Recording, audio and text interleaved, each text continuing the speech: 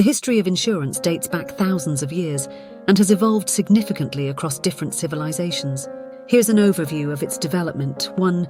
Ancient beginnings: Babylonian and Chinese traders, 3000–2000 BCE. One of the earliest forms of insurance can be traced to Chinese and Babylonian traders.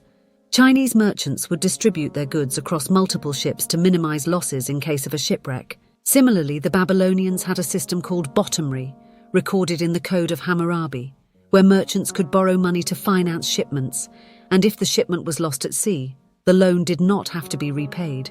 Roman Empire, 600 BCE, 500 CE.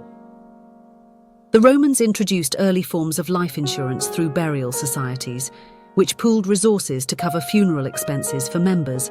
These societies provided mutual aid to ensure that families did not bear the financial burden of death alone.